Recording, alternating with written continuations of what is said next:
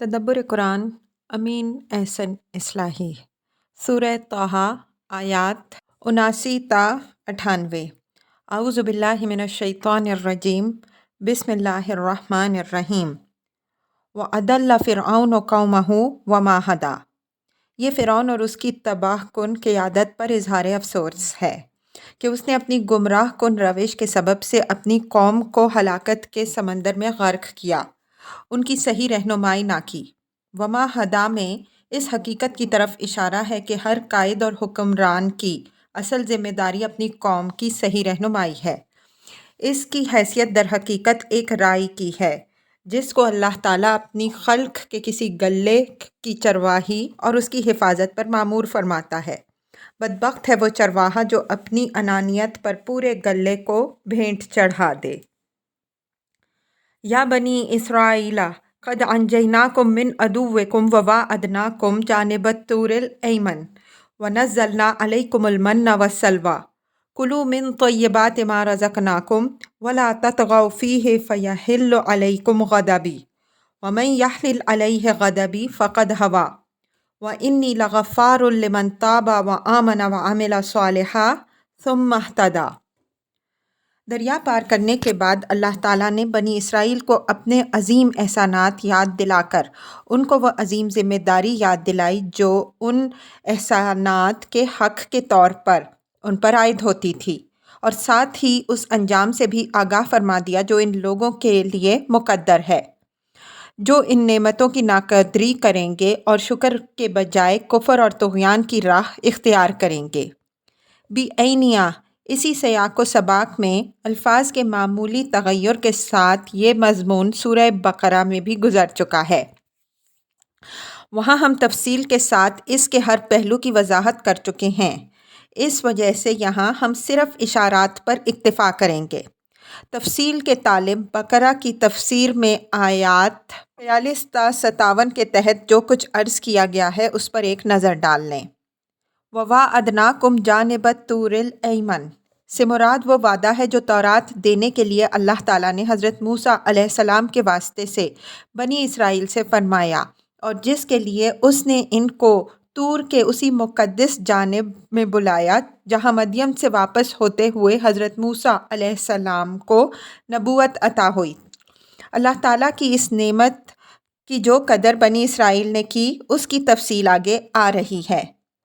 وَنَزَّلْنَا عَلَيْكُمُ الْمَنَّ وَالسَّلْوَىٰ من و سلویٰ کی وضاحت بقرہ آیت 57 کے تحت گزر چکی ہے۔ اس نعمت کی بھی بنی اسرائیل نے جو قدر کی اس کا ذکر گزر چکا ہے۔ کُلُوا مِن طَیِّبَاتِ مَا رَزَقْنَاکُمْ وَلَا تَطْغَوْا فِیہ، یہ ان نعمتوں کا حق بیان ہوا ہے۔ اس حق کی یاد دہانی ہر نعمت زبان حال سے بھی کرتی ہے، اور بنی اسرائیل کو اللہ تعالیٰ نے ان کے نبی کے واسطے سے لفظوں میں بھی بار بار اس کی ہدایت فرمائی تھی۔ تورات میں اس کے شواہد موجود ہیں۔ وَلَا تَطْغَوْا فِیہ کے اسلوب بیان سے یہ بات نکلتی ہے کہ خدا کی نعمتوں کی فراوانی تم کو طغیان میں مبتلا نہ کرنے پائے۔ یہ طغیان فرعون کی روایت ہے اور اس کا انجام تم اپنی آنکھوں سے دیکھ چکے ہو۔ وَمَن یحلل علیہ غضبی فقد ہویٰ، یعنی اس قسم کا طغیان خدا کے غضب کو دعوت دیتا ہے، اور جس پر خدا کا غضب نازل ہوتا ہے وہ گر کے رہتا ہے۔ گر کے رہتا ہے یعنی عزت کے عرش سے ذلت کے فرش پر۔ یہ ماجرا بھی تم اپنی آنکھوں دیکھ چکے ہو کہ جو خدائی کا مدعی تھا اس کا انجام کیا ہوا۔ وَإِنِّي لَغَفَّارٌ لِمَن تَابَ وَآمَنَ وَعَمِلَ صَالِحًا ثُمَّ اهْتَدَىٰ، یہ ان لوگوں کے لیے راہ نجات بتا دی جو ان ہدایات پر عمل کا عزم بالجزم رکھتے ہیں۔ فرمایا کہ اس طرح کے لوگوں سے اگر کوئی غلطی صادر ہو تو اس کی اصلاح کا طریقہ توبہ ہے، وہ اپنی غلطی سے رجوع کریں، ایمان اور عمل صالح کی تجدید کریں اور آئندہ کے لیے خدا سے مزید ہدایت کے طالب بنیں۔ وَمَا أَعْجَلَكَ عَنْ قَوْمِكَ يَا مُوسَىٰ قَالَ هُمْ أُولَٰئِكَ عَلَىٰ أَثَرِي وَعَجِلْتُ إِلَيْكَ رَبِّی لِتَرْضَىٰ۔ عَجَلَكَ کے بعد ان اس بات کا قرینہ ہے کہ یہاں کوئی ایسا فعل محذوف مانا جائے جو چھوڑ کر آنے کے مفہوم میں ہو، اس لیے کہ ان عجلہ کے ساتھ مناسبت نہیں رکھتا، اور ہم عربیت کے اس اسلوب کی وضاحت جگہ جگہ کرتے آئے ہیں کہ جب فعل اور اس کے صلہ میں مناسبت ظاہری نہ ہو تو وہاں وہ فعل کسی ایسے فعل پر متضمن ہوتا ہے جو اس صلہ سے مناسبت رکھتا ہو۔ اس اصول کی روشنی میں آیت کا مفہوم یہ ہوگا کہ اے موسیٰ، تمہیں اپنی قوم کو چھوڑ کر جلدی چلے آنے پر کس چیز نے ابھارا؟ یہ اس موقع کا ذکر ہے جب اللہ تعالیٰ نے حضرت موسیٰ علیہ السلام کو طور کے اسی مقام پر جہاں ان کو نبوت عطا ہوئی تھی تورات دینے کے لیے بلایا۔ اس کے لیے اللہ تعالیٰ نے 30 دن کی مدت مقرر کی تھی، لیکن حضرت موسیٰ علیہ السلام فرط شوق میں قوم کی دیکھ بھال کی ذمہ داری حضرت ہارون علیہ السلام کے سپرد کر کے وقت سے کچھ پہلے ہی طور پر پہنچ گئے۔ تورات میں اس کا ذکر ہے، لیکن اس میں کسی مدت یا حضرت موسیٰ علیہ السلام کی کسی عجلت کا ذکر نہیں ہے۔ اور خداوند نے موسیٰ علیہ السلام سے کہا، پہاڑ پر میرے پاس آ اور وہیں ٹھہرے رہ، اور میں تجھے پتھر کی لوحیں اور شریعت اور احکام جو میں نے لکھے ہیں دوں گا تاکہ تو انہیں سکھائے۔ اور موسیٰ علیہ السلام اور اس کا خادم یشوع اٹھے، اور موسیٰ علیہ السلام خدا کے پہاڑ کے اوپر گیا اور بزرگوں سے کہہ گیا کہ جب تک ہم لوٹ کر تمہارے پاس نہ آ جائیں تم ہمارے لیے یہیں ٹھہرے رہو، اور دیکھو ہارون اور تمہارے ساتھ وہ ہیں، جس قسم کا کوئی مقدمہ ہو ان کے پاس لے جائیں۔ خروج باب 24 آیات 12 تا 14۔ اعراف میں اس کا ذکر اس طرح ہوا ہے، وَوَعَدْنَا مُوسَىٰ 30 لَيْلَةً وَأَتْمَمْنَاهَا بِعَشْرٍ فَتَمَّ مِيقَاتُ رَبِّهِ 40 لَيْلَةً وَقَالَ مُوسَىٰ لِأَخِيهِ هَارُونَ اخْلُفْنِي فِي قَوْمِي وَأَصْلِحْ وَلَا تَتَّبِعْ سَبِيلَ الْمُفْسِدِينَ۔ اعراف 142۔ اور ہم نے موسیٰ سے 30 راتوں کا وعدہ کیا اور پھر اس کو پورا کیا 10 مزید راتوں سے، تو اس کے رب کی مدت 40 راتوں میں پوری ہوئی۔ اور موسیٰ علیہ السلام نے اپنے بھائی ہارون علیہ السلام سے کہا، میری قوم میں میری جانشینی کرنا اور اصلاح کرتے رہنا، اور فساد کرنے والوں کی روش کی پیروی نہ کرنا۔ حضرت موسیٰ علیہ السلام نے اللہ تعالیٰ کے اس سوال کا جواب یہ دیا کہ اے میرے رب، میری قوم کے لوگ بھی بس میرے پیچھے ہی آ رہے ہیں، اور میں وقت موعود سے ذرا پہلے تیری خوشنودی کے لیے چلا آیا ہوں۔ حضرت موسیٰ علیہ السلام کی یہ عجلت جیسا کہ ان کے ارشاد سے واضح ہے، محض فرط شوق کا نتیجہ اور اللہ تعالیٰ کی رضا طلبی کے لیے تھی۔ اس پہلو سے یہ کوئی برائی نہیں بلکہ محبت الہی کا تقاضا تھی، لیکن یہی عجلت ان کے لیے ایک شدید آزمائش اور ان کی قوم کے لیے ایک سخت فتنہ بن گئی۔ ان کی قوم کے اندر جو اشرار و مفسدین تھے، انہوں نے ان کی اس غیبت سے فائدہ اٹھا کر قوم کو گوسالہ پرستی میں مبتلا کر دیا، اور حضرت ہارون علیہ السلام اپنی انتہائی کوشش کے باوجود صورتحال پر قابو پانے میں ناکام رہے۔ حضرت موسیٰ علیہ السلام کی قوم کا مزاج اس وقت تک سخت منفعل تھا۔ سورہ اعراف میں ان کا حال یہ بیان ہو چکا ہے کہ دریا پار کرنے کے بعد جب ان کو بت پرست قوموں سے سابقہ پیش آیا تو انہوں نے حضرت موسیٰ علیہ السلام سے مطالبہ کیا کہ وہ ان کے لیے بھی اسی طرح کا ایک بت بنا دیں جس کے سامنے یہ لوگ جھک سکیں۔ یہ واقعہ حضرت موسیٰ علیہ السلام کے طور پر جانے سے کچھ ہی پہلے کا ہے۔ اس پر حضرت موسیٰ علیہ السلام نے ان مفسدین کو ڈانٹ بھی بتائی تھی۔ حضرت موسیٰ علیہ السلام اپنی قوم کے مفسدین سے بھی واقف رہے ہوں گے، اور اس امر کا بھی سب سے بہتر وہی اندازہ کر سکتے تھے کہ ان بگڑے ہوئے لوگوں کو حضرت ہارون علیہ السلام کس حد تک کنٹرول میں رکھ سکیں گے۔ ایسے حالات کے اندر ان کی چند روز کی غیر حاضری بھی قوم کے لیے آزمائش بن سکتی تھی، لیکن غلبہ شوق میں وہ ان پہلوؤں کا کما حق کہو اندازہ نہ فرما سکے، اور اس کا نتیجہ نہایت خطرناک شکل میں سامنے آیا۔ یہ بات ہم جگہ جگہ ظاہر کر چکے ہیں کہ حضرات انبیاء کرام علیہم السلام سے اگر کوئی لغزش صادر ہوتی ہے تو وہ اتباع ہوا کی نوعیت کی نہیں ہوتی، بلکہ کبھی کبھی وہ حق اور خدا کی رضا طلبی کی راہ میں حد مطلوب سے متجاوز ہو جاتے ہیں۔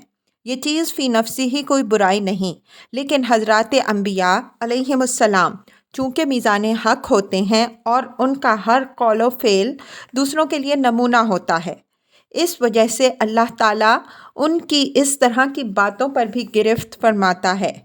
چنانچہ حضرت موسیٰ علیہ السلام کی اس عجلت پر بھی گرفت ہوئی۔ اس سورہ میں جیسا کہ آپ تمہید میں پڑھ آئے ہیں، ہمارے حضور صلی اللہ علیہ وسلم کو صبر اور انتظار کی تعلیم دی گئی ہے۔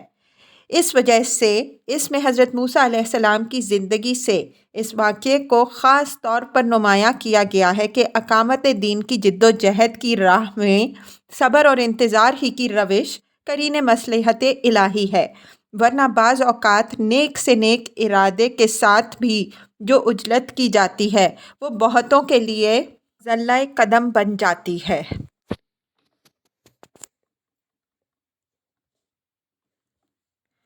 قَالَ فَإِنَّا قَدْ فَتَنَّا قَوْمَكَ مِن بَعْدِكَ وَأَضَلَّهُمُ السَّامِرِي۔ اللہ تعالیٰ نے حضرت موسیٰ علیہ السلام کو خبر دی کہ تم تو ہماری رضا جوئی کے شوق میں قوم کو چھوڑ کر وقت سے پہلے چلے آئے، اور تمہارے بعد ہم نے تمہاری قوم کو آزمائش میں ڈال دیا اور سامری نے اس کو گمراہی میں مبتلا کر دیا۔ فتنّا قومک میں اس سنت الہی کی طرف اشارہ ہے جس کا ذکر تفصیل کے ساتھ آیت فتنّا کا فتونہ کے تحت ہم کرائے ہیں۔ افراد ہوں یا اقوام، نیک ہوں یا بد، سب کی آزمائش ہر وقت ہوتی رہتی ہے، اور اسی آزمائش کے ذریعے سے اللہ تعالیٰ کھرے اور کھوٹے کو ممیز کرتا ہے۔ یہاں مقصود یہ بتانا ہے کہ ہم نے تمہاری قوم کو آزمائش میں ڈالا اور وہ اس امتحان میں فیل ہو گئی۔ سامری نے اس کو گمراہ کر ڈالا۔ سامری کا کوئی ذکر تورات میں نہیں ہے، اس وجہ سے اس کے متعلق صرف اتنی ہی بات علم میں آئی ہے جو قرآن میں بیان ہوئی ہے اور جو آگے آ رہی ہے۔ تورات کے راویوں نے اس سارے فتنے کو حضرت ہارون علیہ السلام کی طرف منسوب کر دیا ہے۔ یہ قرآن کا احسان ہے کہ اس نے اس فتنہ کے اصل بانی کا پتہ دیا اور حضرت ہارون علیہ السلام کو اس تہمت سے بری کیا۔ سامری کوئی اسرائیلی تھا یا ان مصریوں میں سے تھا جنہوں نے حضرت موسیٰ علیہ السلام کے ساتھ ہجرت کی؟ یہ ایک غیر متعلق اور غیر مفید سوال ہے، ہم اس غیر ضروری بحث میں نہیں پڑنا چاہتے۔ قرآن سے جو بات معلوم ہوتی ہے وہ یہ ہے کہ وہ ایک نہایت ہی فتین اور قیاد و منافق تھا جو محض اپنے مفسدانہ اغراض کے لیے حضرت موسیٰ علیہ السلام کی جماعت میں گھسا ہوا تھا۔ آگے کی آیات سے معلوم ہوگا کہ اس کو تصوفانہ قسم کے کشوف و کرامات کے ڈھونگ رچانے کا فن بھی معلوم تھا۔ اس قسم کے چالاک لوگ بڑی آسانی سے سادہ لوح عوام کو اپنے دام فریب میں پھنسا لیتے ہیں۔ اس نے حضرت موسیٰ علیہ السلام کی غیر حاضری سے پورا فائدہ اٹھایا۔ اوپر معلوم ہو چکا ہے کہ حضرت موسیٰ علیہ السلام کچھ تو وقت سے پہلے چلے آئے اور پھر اللہ تعالیٰ نے اپنی حکمت تربیت کے تحت ان کی مدت قیام میں 10 دن کا اور اضافہ کر دیا۔ اس طرح سامری کو کھیل کھیلنے کا موقع مل گیا۔ اس نے بنی اسرائیل کے ان تمام عناصر کو اپنے ارد گرد اکٹھا کر لیا جو پہلے ہی سے بت پرستانہ ذہنیت رکھتے تھے۔ اس نے ان کو سمجھایا کہ موسیٰ علیہ السلام تو معلوم نہیں خدا کی تلاش میں کہاں گئے ہیں۔ اگر تم لوگ اپنے زیورات چندے میں دو تو میں تمہارے لیے ایک معبود بنائے دیتا ہوں جو تمہاری رہنمائی کرے گا۔ موسیٰ علیہ السلام تو تمہیں یہاں چھوڑ کر کہیں غائب ہو گئے ہیں، اب تم کب تک انتظار کرو گے؟ سامری مصر کے فن بت گری کا بھی ماہر تھا۔ اس نے لوگوں کے دیے ہوئے زیورات سے ایک بچھڑا بنایا جس کی شکل ایسی تھی کہ جب اس میں سے ہوا گزرتی تو اس سے بھاں بھاں کی آواز نکلتی۔ اس نے اس آواز کو، جیسا کہ آگے معلوم ہوگا، اپنی ایک کرامت کا نتیجہ قرار دیا اور سادہ لوح عوام کو بے وقوف بنانے میں کامیاب ہو گیا۔ حضرت ہارون علیہ السلام نے لوگوں کو اس فتنہ سے بچانے کے لیے پورا زور لگایا، لیکن جو لوگ حضرت موسیٰ علیہ السلام کے دبدبے سے دبے ہوئے تھے ان کو وہ دبانے میں کامیاب نہ ہو سکے، یہاں تک کہ ان کی جان بھی خطرے میں پڑ گئی، اور انہوں نے یہ بھی محسوس فرمایا کہ اب اگر انہوں نے کوئی مزید قدم اٹھایا تو اس سے فائدے کے بجائے الٹا نقصان ہوگا، جماعت کا شیرازہ بالکل درہم برہم ہو جائے گا۔ اس وجہ سے انہوں نے بہتری اسی میں سمجھی کہ حضرت موسیٰ علیہ السلام کی واپسی کا انتظار کریں۔ فرجع موسیٰ الی قومہ غضبان اسفا قال یا قوم الم یعدکم ربکم وعدا حسنا अफ़ताल अलैकुमुल अहदु अम अरदतुम अन यहिल्ल अलैकुम गदबुम मिर रब्बिकुम फ़अख़लफ़्तुम मौइदी। जब हज़रत मूसा अलैहिस्सलाम को इस हादसा की खबर मिली तो उसका जो असर कुदरती तौर पर होना था वो हुआ। वो नहायत गुस्से और गम की हालत में कौम की तरफ वापस आए। गुस्सा तो उनको मुफसिदीन की कामयाब शरारत पर था कि उन्होंने सारे किए कराए पर पानी फेर दिया, और आगे की आयत से मालूम होता है कि सही सूरत हाल सामने ना होने के सबब से हज़रत हारून अलैहिस्सलाम पर भी था कि उनको मुफसिदीन से होशियार रहने की जो हिदायत उन्होंने फरमाई थी उसको मलहूज़ रखने में वो नाकाम रहे। और गम अपनी कौम की उस बदबख्ती पर था कि मैं तो उसके लिए अल्लाह की किताब लेने गया और ये एक बछड़ा बनाकर उसकी इबादत में लग गई। उन्होंने सबसे पहले कौम को सरजनिश फरमाई कि नादानो, ये तुम क्या कर बैठे? क्या खुदा ने तुमसे नहायत मुबारक वादा किताब व शरीयत देने का नहीं फरमाया था? क्या इस वादे के पूरे होने में इतनी देर हो गई कि तुम सब्र ना कर सके? क्या तुमने ये चाहा कि तुम पर खुदा का गज़ब नाजिल हो कि तुम उस अहद को तोड़ बैठे जो मैं तुमसे लेकर गया था?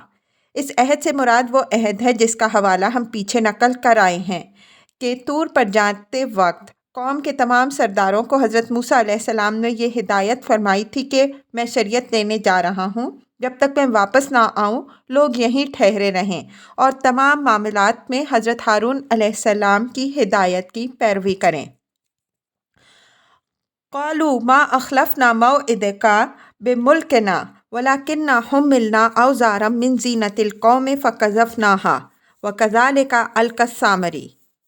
इस आयत के इजाज़ के सबब से इसकी तावील में हमारे मुफस्सिरीन को बड़ा इज़्तिराब पेश आया है। हम अपने लफ्ज़ों में इसका मतलब बयान करेंगे, इसके बाद इसके अल्फाज की वजाहत करेंगे। हज़रत मूसा अलैहिस्सलाम ने, जैसा कि हमने ऊपर इशारा किया, सबसे पहले कौम के उन बुज़ुर्गों को सरजनिश की जिन पर उन्होंने अपनी गैर हाज़िरी में लोगों की देखभाल की ज़िम्मेदारी डाली थी। उन लोगों ने अपनी मजबूरी और बेबसी बयान की कि ये जो कुछ हुआ इसमें हमारे इरादे और हमारी मर्ज़ी को कोई दखल नहीं है, बल्कि लोगों के ज़ेवरात की अमानत का जो बोझ हमारे ऊपर था वो लोगों के मुतालबे पर हमने अपने सर से उतार दिया, और इस तरह सामरी ने उनके लिए ये बछड़ा ढाल कर तैयार कर दिया। यानी ये जुर्म सरतासर सामरी और उसके फ़रेब में आए हुए उन अवाम का है जिनके ज़ेवरात हमारी अमानत में थे। हम उनके दबाव में आकर उनके ज़ेवरात उनके हवाले करने पर मजबूर हो गए, और इन ज़ेवरात से सामरी ने यह फितना खड़ा कर दिया।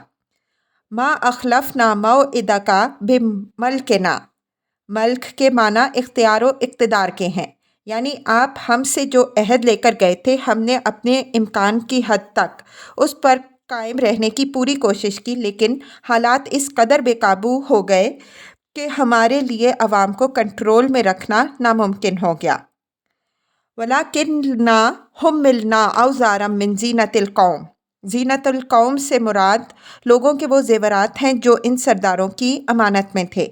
मालूम होता है कि सफ़र की पाधाई में ज़ाया होने के ख़तरे से महफूज रखने के लिए अपने कीमती ज़ेवरात बहुत से लोगों ने इन सरदारों की अमानत में रख दिए थे, और इन लोगों ने एक खिदमत समझकर मजबूरन ये ज़िम्मेदारी अपने सर ले ली थी। ये ज़ेवरात बनी इसराइल ही के लोगों के थे या किब्तियों के, इस बाब में तौरात की रिवायात मुतज़ाद हैं। किताब खुरूज बाब 35 से मालूम होता है कि ये बनी इसराइल ही के थे, लेकिन इसी किताब की दूसरी रिवायात से मालूम होता है कि बनी इसराइल ने मुल्क छोड़ते वक्त सोने चांदी के बहुत से ज़ेवरात और ज़रूफ़ मिस्रियों से मुस्तार लिए थे, लेकिन ये दूसरी रिवायत बिल्कुल खिलाफ क़यास मालूम होती है। अव्वल तो बनी इसराइल को मिस्र में ये हैसियत हासिल नहीं थी कि वो मिस्रियों से सोने चांदी के ज़ेवरात मुस्तार ले सकें, और मिस्री उनको अपने कीमती ज़रूफ़ तक उठाकर इनको आरियतन दे दें, बिलखुसूस ऐसे हालात में जबकि सालों से उनके अंदर एक शदीद कशमकश बरपा थी, और मिस्री ये अंदेशा रखते थे कि बनी इसराइल मुल्क छोड़कर जाने के लिए पर तोल रहे हैं। सानियन, حضرت موسیٰ علیہ السلام شرعی اور اخلاقی پہلو سے یہ گوارا کس طرح کر سکتے تھے کہ وہ دوسروں کے عاریت دیے ہوئے مال پر اپنی قوم کو اس طرح قابض ہونے کی اجازت دیں؟ اس وجہ سے ہمارے نزدیک یہ روایت صحیح نہیں۔ صحیح بات یہی ہے کہ یہ بنی اسرائیل ہی کے زیورات تھے۔ قرآن میں دوسری جگہ من حلیہم کے الفاظ آئے ہیں۔ اس سے یہی معلوم ہوتا ہے کہ یہ بنی اسرائیل ہی کے زیورات تھے۔ فَقَذَفْنَاهَا فَكَذَلِكَ أَلْقَى السَّامِرِي، قذفہ کے معنی پھینک دینے اور قے کر دینے کے ہیں۔ سرداروں نے کہا کہ ہم نے تو لوگوں کا بوجھ ناخوشگواری کے ساتھ محض لوگوں کی خدمت کے خیال سے اٹھایا تھا، لیکن جب ہم مجبور کر دیے گئے تو ہم نے اس کو سرے سے پھینک ڈالا۔ عربی زبان کا ذوق رکھنے والے اندازہ کر سکتے ہیں کہ یہاں حملنا، اوزارن اور قذفہ تینوں ہی الفاظ اس احساس گراں باری کو ظاہر کر رہے ہیں جو ان سرداروں کو اس بار امانت کے سبب سے تھا۔ حضرت موسیٰ علیہ السلام جب ان کو سرزنش کرتے ہیں تو ان کو خیال ہوا کہ چونکہ یہ بت ان زیورات سے تیار ہوا ہے جو ان کی امانت میں تھے، اس وجہ سے ممکن ہے ان کے پیغمبر کو یہ گمان ہو کہ اس سازش میں کچھ ہاتھ ان کا بھی ہے۔ انہوں نے حضرت موسیٰ علیہ السلام کا یہ شبہ دور کرنے کے لیے اپنی پوزیشن صاف کر دی کہ اس فتنے میں ہمارا کوئی حصہ نہیں، البتہ لوگوں کے زیورات کا جو بوجھ ہمارے سر پر لادا گیا تھا وہ ہم نے لوگوں کے مطالبے سے مجبور ہو کر اپنے سر سے اتار پھینکا کہ جو کچھ وہ کرنا چاہتے ہیں کریں۔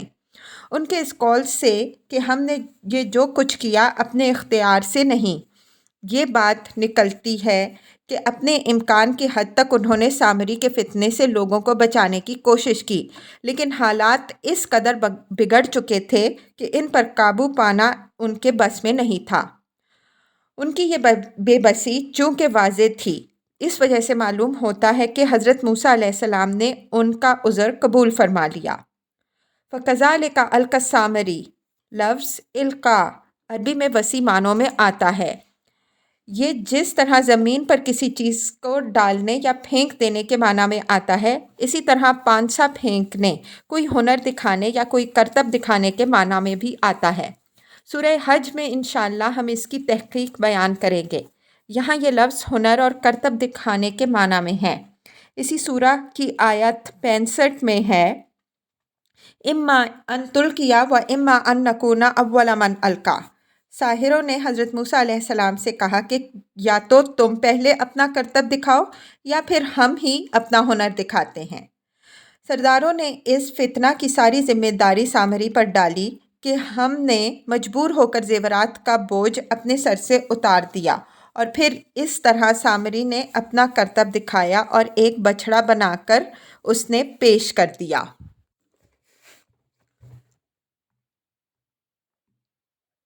فَأَخْرَجَ لَهُمْ عِجْلًا جَسَدًا لَهُ خُوَارٌ فَقَالُوا هَٰذَا إِلَٰهُكُمْ وَإِلَٰهُ مُوسَىٰ فَنَسِیَ۔ اس طرح سامری نے ڈھال کر ایک بچھڑا برآمد کیا۔ جَسَدًا لَهُ خوار، خوار بچھڑے کے کرنے کی آواز کو کہتے ہیں، یعنی اس نے ایک بچھڑے کا دھڑ بنایا جس میں سے بھاں بھاں کی آواز نکلتی تھی۔ معلوم ہوتا ہے کہ سامری مصر کے فن بت گری کا ماہر تھا۔ اس زمانے میں یہ فن مصر میں عروج پر تھا۔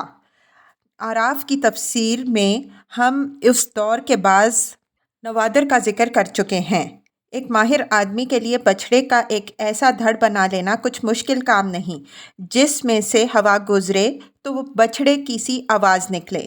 سامری نے اس آواز کو اپنی کرامت کا نتیجہ قرار دیا اور عوام کو بے وقوف بنانے کے لیے ان کو یہ باور کرایا کہ اس نے اس کے اندر حضرت جبریل علیہ السلام کے گھوڑے کی سم کی خاک ڈالی ہے جس سے یہ آواز نکلتی ہے۔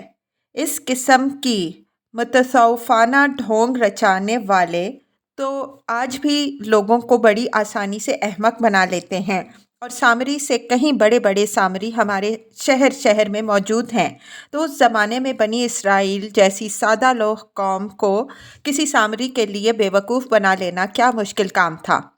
چنانچہ جو مفسدین اس فتنے کے بانی تھے انہوں نے یہ پروپیگنڈا شروع کر دیا کہ دراصل تمہارا اور موسیٰ علیہ السلام کا معبود تو یہی ہے، لیکن موسیٰ علیہ السلام اس کو نظر انداز کر کے معلوم نہیں کہاں طور پر چلے گئے ہیں اور اس کو بھول گئے ہیں۔ اس پروپیگنڈے کا اثر یہ ہوا کہ بنی اسرائیل کی عظیم اکثریت اس فتنے میں پھنس گئی۔ افلا یرون الا یرجع الیہم قولا ولا یملک لہم ضرا ولا نفعا۔ یہ ان سادہ لوحوں کی سادہ لوحی پر اظہار تعجب ہے کہ ان احمقوں نے ذرا نہ سوچا کہ یہ بے جان دھڑ جو نہ ان کی کسی بات کا جواب دے سکتا ہے اور نہ ان کو کوئی نقصان یا نفع پہنچا سکتا ہے، آخر کس مرض کی دوا ہے کہ اس کو معبود بنا بیٹھے۔ معبود کوئی کھلونا نہیں بلکہ وہ زندگی کی سب سے بڑی ضرورت ہے۔ آخر اس سے کون سی ضرورت پوری ہونے والی ہے کہ انہوں نے اس کی عبادت شروع کر دی۔ وَلَقَدْ قَالَ لَهُمْ هَارُونُ مِن قَبْلُ يَا قَوْمِ إِنَّمَا فُتِنْتُمْ بِهِ وَإِنَّ رَبَّكُمُ الرَّحْمَنُ فَاتَّبِعُونِي وَأَطِیعُوا أَمْرِی۔ یہ ہارون علیہ السلام کی اس فتنہ سے بریت کا اظہار ہے۔ تورات میں تو جیسا کہ ہم نے اوپر عرض کیا، اس سارے فتنے کی ذمہ داری حضرت ہارون علیہ السلام پر ڈال دی گئی ہے، لیکن قرآن نے نہایت واضح الفاظ میں ان کو اس سے بالکل بری قرار دیا ہے۔ من قبل کے لفظ سے یہ بات بھی واضح ہوتی ہے کہ انہوں نے جو ہی اس فتنے کے ابھرنے کے آثار دیکھے، اسی وقت سے لوگوں کو آگاہ کرنا شروع کر دیا کہ لوگوں، یہ مفسدین تم کو فتنہ میں مبتلا کر رہے ہیں۔ تمہارا معبود خدائے رحمان ہے، نہ کہ تمہارے اپنے ہی ہاتھوں کا ڈھالا ہوا کوئی بچھڑا۔ تو میری بات مانو اور ان مفسدین کے پیچھے نہ لگو۔ قالوا لن نبرح علیہ عاکفین حتی یرجع الینا موسیٰ۔ حضرت ہارون علیہ السلام نے لوگوں کو آگاہ کرنے کی پوری کوشش کی، لیکن ان کی کسی نے نہ سنی۔ لوگوں نے جواب دیا کہ اب تو ہم اس کی پرستش کریں گے جب تک حضرت موسیٰ علیہ السلام واپس نہیں آتے، اور دیکھیں گے کہ وہ آ کر اب فیصلہ کرتے ہیں۔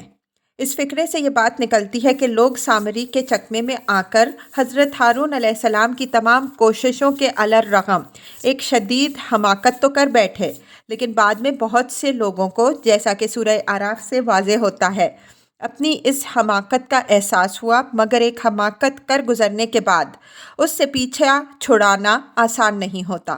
چنانچہ یہ لوگ بھی اس سے فوری دستبرداری کا اعلان کرنے کے بجائے مجبور ہوئے کہ حضرت موسیٰ علیہ السلام کی واپسی تک اسی جہالت پر جمے رہیں۔ قال یا ہارون ما منعک اذ رأیتہم ضلوا الا تتبعانی افعصیت امری۔ قوم کے سرداروں سے پوچھ گچھ کے بعد حضرت موسیٰ علیہ السلام حضرت ہارون علیہ السلام کی طرف متوجہ ہوئے، جن پر قوم کی دیکھ بھال کی اصل ذمہ داری تھی۔ ان سے پوچھا کہ جب تم نے لوگوں کو گمراہی کی راہ پر جاتے دیکھا تو میری ہدایت کی پیروی کیوں نہ کی؟ کیا تم نے میرے حکم کی نافرمانی کی؟ اس حکم سے مراد وہ حکم ہے جو طور پر جاتے وقت وہ حضرت ہارون علیہ السلام اور اپنے مقرر کردہ مانیٹروں کو دے گئے تھے۔ سورہ اعراف کی آیت 123 کے تحت بھی ہم ذکر کر چکے ہیں کہ انہوں نے حضرت ہارون علیہ السلام کو ہدایت فرمائی تھی کہ میرے بعد جملہ معاملات میں میری جانشینی کرنا اور قوم کے اندر جو مفسد عناصر ہیں ان سے چوکنے رہنا، ان کو سر اٹھانے کا موقع نہ دینا۔ حضرت موسیٰ علیہ السلام کے سوال کا انداز ایسا ہے جس سے معلوم ہوتا ہے کہ ان کو یہ گمان نہیں تھا کہ حضرت ہارون علیہ السلام نے دیدہ دانستہ ان کے حکم کی نافرمانی کی، بلکہ وہ ان کا عذر معلوم کرنا چاہتے تھے کہ آخر وہ کون سی مجبوری پیش آئی کہ وہ اس فتنے کا سد باب نہ کر سکے اور اس کو سر اٹھانے کا موقع مل گیا۔ ما منعک کے بعد بظاہر الا تتبعان میں لا کی ضرورت نہیں، چنانچہ ہمارے اہل نحو نے اس کو زائد مانا ہے، لیکن یہ زائد نہیں بلکہ یہ زبان کے معروف استعمال کے مطابق تاکید کے لیے آتا ہے۔ کلام عرب میں اس کی بہت سی مثالیں موجود ہیں، ہماری زبان میں بھی یہ اسلوب موجود ہے۔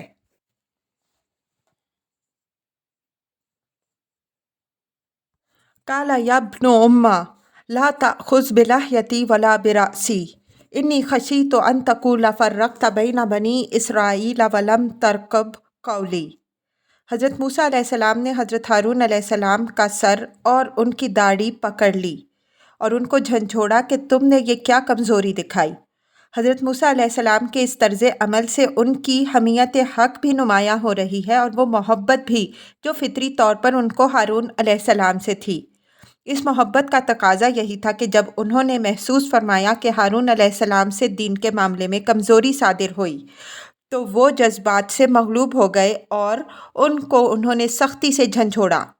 حضرات انبیاء علیہم السلام اور صالحین علیہم السلام کا طریقہ یہی ہے کہ وہ دنیا کے معاملات میں تو رواداری برتتے ہیں لیکن دین کے معاملات میں وہ مداہنت نہیں برتتے۔ اس معاملے میں جو ان سے جتنا ہی قریب ہوتا ہے وہ ان کے لیے اتنا ہی زیادہ حساس ہوتے ہیں۔ اہل دنیا کی روش اس سے بالکل مختلف ہوتی ہے۔ وہ اپنی دنیا کے معاملات میں تو بڑے چوکنے اور زیرک ہوتے ہیں، اپنے باپ اور بیٹے کا بھی محاسبہ کرتے ہیں، لیکن دین کے معاملے میں بالکل بے حمیت اور بے حس ہوتے ہیں۔ بھائی بند جو چاہیں کرتے پھریں، ان کی غیرت کو ذرا بھی حرکت نہیں ہوتی۔ حضرت ہارون علیہ السلام نے اپنی معذرت پیش کی اور انداز خطاب بہت ہی پیارا ہے۔ فرمایا، اے میرے ماں جائے، میری داڑھی اور میرا سر نہ پکڑیے۔ مجھے یہ اندیشہ ہوا ہے کہ اگر میں نے کوئی سخت قدم اٹھایا تو بنی اسرائیل کے درمیان تفریق ہو جائے گی اور پھر آپ کہیں گے کہ میں نے آپ کی نصیحت پر عمل نہیں کیا اور ملت کے اندر تفریق برپا کر دی۔ سورہ اعراف کی تفسیر میں ہم یہ واضح کر چکے ہیں کہ حضرت ہارون علیہ السلام نے لوگوں کو اس فتنہ سے روکنے کی انتہائی کوشش کی، لیکن ایک عظیم اکثریت پر سامری کا جادو اس طرح چل چکا تھا کہ لوگوں کو روکنا تو درکنار، اندیشہ اس بات کا پیدا ہو گیا کہ مبادا اشرار حضرت ہارون علیہ السلام کو قتل کر دیں۔ اب دو ہی صورتیں باقی رہ گئی تھیں، یا تو حضرت ہارون علیہ السلام اپنے ساتھیوں کو لے کر الگ ہو جائیں یا چند دن حضرت موسیٰ علیہ السلام کی واپسی کا انتظار کریں۔ پہلی صورت میں اندیشہ تفریق ملت اور باہمی کشت و خون کا تھا، دوسری صورت میں توقع تھی کہ حضرت موسیٰ علیہ السلام اپنے دبدبہ اور حسن تدبیر سے حالات پر قابو پا لیں گے۔ اسی توقع کی بنا پر انہوں نے پہلی صورت اختیار نہ کی کہ اس سے اصلاح کی جگہ فساد کا اندیشہ تھا اور وہ حتی الامکان اس فساد سے قوم کو محفوظ رکھنا چاہتے تھے۔ قال فما خطبک یا سامری، تمام ذمہ داروں سے پوچھ گچھ کرنے کے بعد جب بات پایہ تحقیق کو پہنچ گئی کہ دراصل اس سارے فساد کا بانی سامری تھا، تو حضرت موسیٰ علیہ السلام اس کی طرف متوجہ ہوئے اور نہایت تیکھے انداز میں اس سے سوال کیا کہ اے سامری، تو بتا یہ تو نے کیا کیا، کیا ماجرا ہے، یہ کیا فتنہ کھڑا کر دیا؟ قال بصرت بما لم يبصروا به فقبضت قبضة من اثر الرسول فنبذتها وكذلك سولت لي نفسی۔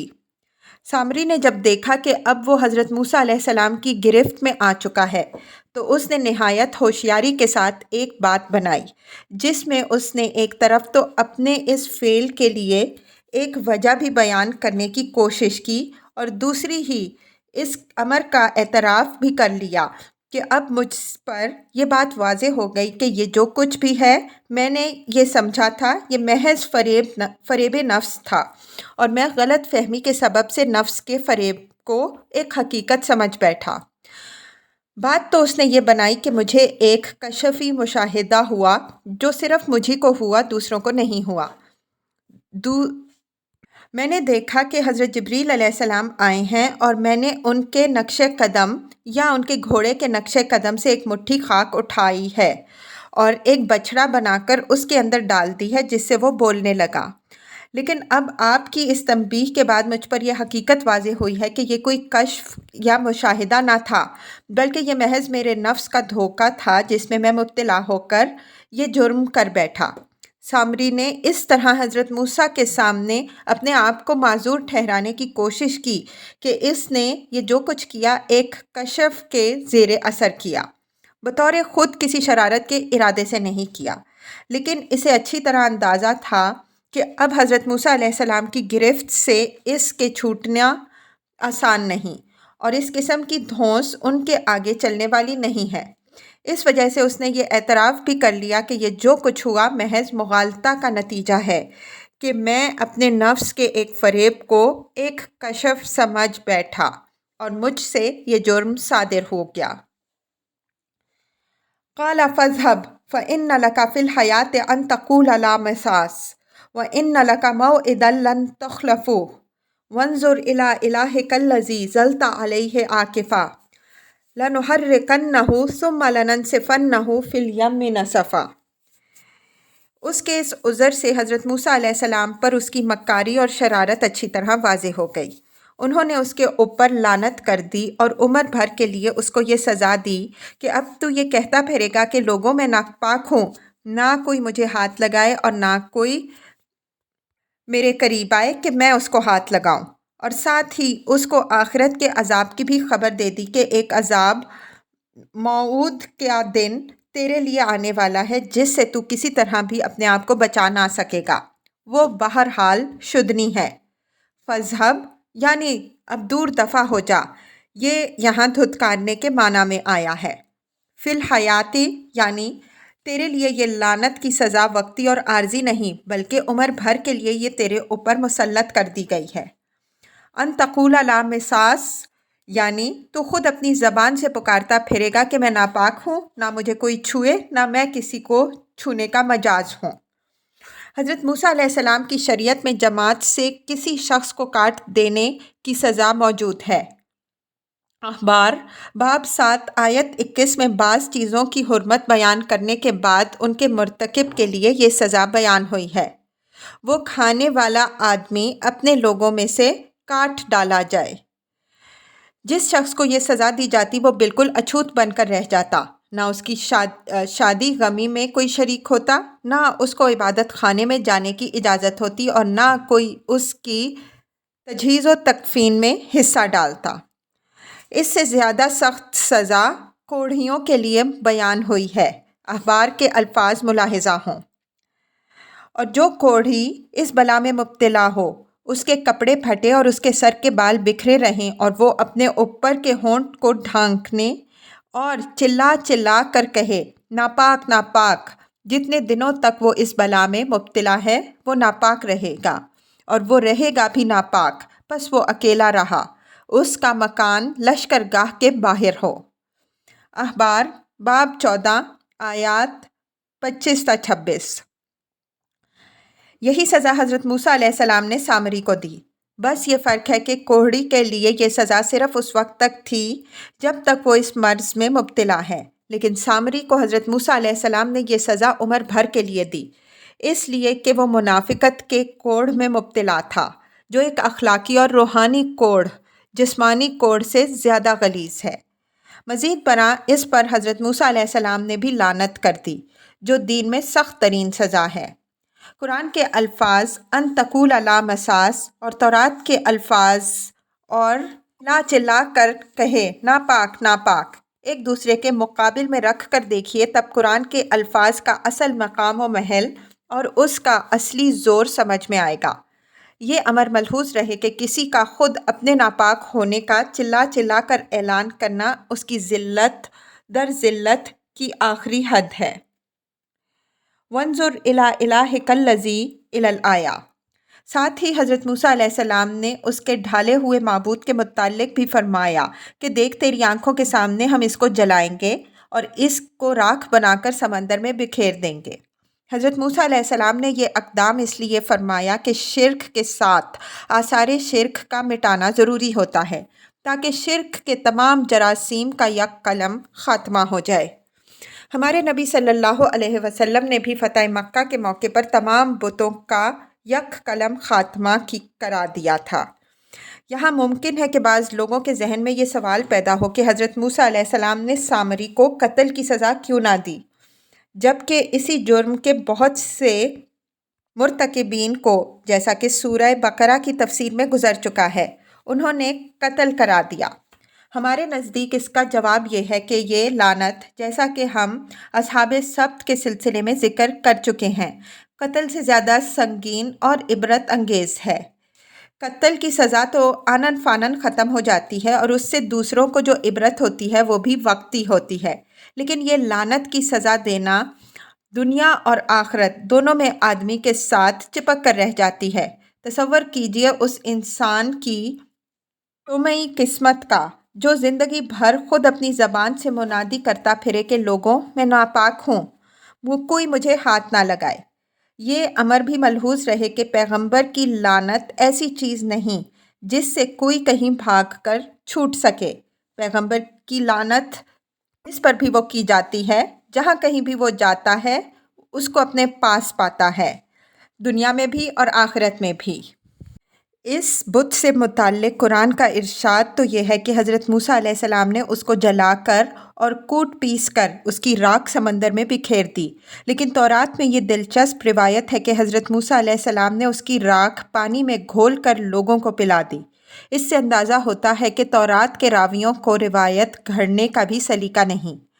آخر یہ کون سا شربت روح افزا تھا جو حضرت موسیٰ علیہ السلام اپنی قوم کو پلانے کے لیے یہ اہتمام فرماتے؟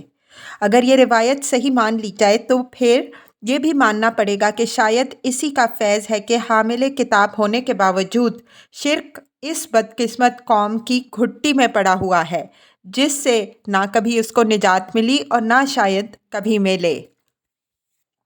انما الہکم اللہ الذی لا الہ الا ہو وسع کل شیء علما، یعنی اس بچھڑے کو جن لوگوں نے معبود بنایا انہوں نے اپنی شامت بلائی۔ تمہارا معبود یہ بچھڑا نہیں بلکہ صرف وہ اللہ ہے جس کے سوا کوئی معبود نہیں۔ وسع کل شیء علما، توحید کی دلیل ہے کہ اس کا علم ہر چیز کو محیط ہے، کوئی چیز بھی اس کے دائرہ علم سے خارج نہیں ہے، تو وہ اپنا کسی کو شریک کیوں بنائے گا اور دوسرے اس کا کسی کو شریک کیوں قرار دیں؟ جب وہ سب کچھ سنتا اور جانتا ہے تو وہ تنہا کافی ہے، کسی اور کی احتیاج کہاں باقی رہی؟